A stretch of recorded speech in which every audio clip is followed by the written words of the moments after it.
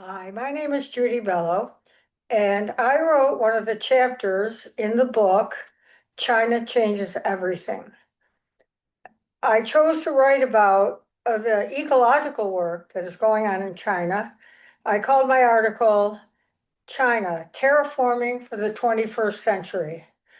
This is a reference to the term terraforming, goes back to my youthful days of reading science fiction. In science fiction, terraforming was something that you did on Mars or somewhere on a planet far away to make the environment comfortable for humans from Earth.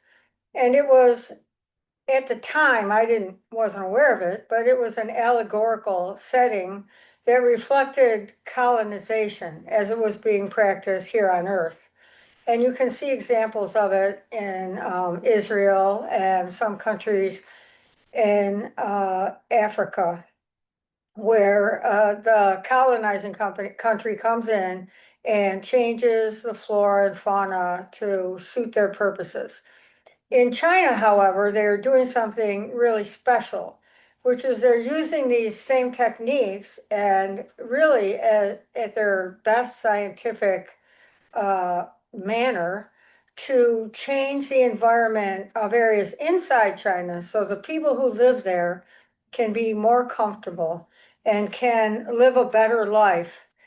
They are also making it possible so that you can now get energy from the sun and the wind, and they're containing the desert with what they call a great green wall of trees.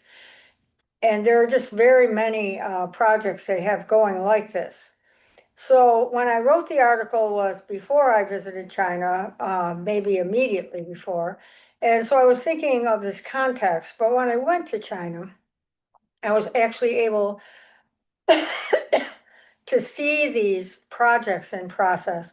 I was able to see the trees in the Great Green Wall and to visit a company that is farming fish in the desert in Xinjiang. And to see in the province of Guizhou, they have miles and miles of solar panels mounted in high rocky mountain areas where really there's nothing else happening. So this is really exciting that they can do this kind of project. And the result is that in Guizhou, for instance, many cities run entirely on solar electricity. And in Xinjiang, people are now able to live better, have more sources of food, have a more varied diet. And also, the more that you contain the desert, the less the desert obstructs you. So, what I saw in Xinjiang was a lot of people in the cities dancing in the park. Um, they have museums, and we attended a gas and oil conference of all things because they are selling the latest technologies to transit and also to process gas and oil and to limit the exhaust from them. In big cities like Beijing and Shanghai, there were a large percentage of the vehicles were electric.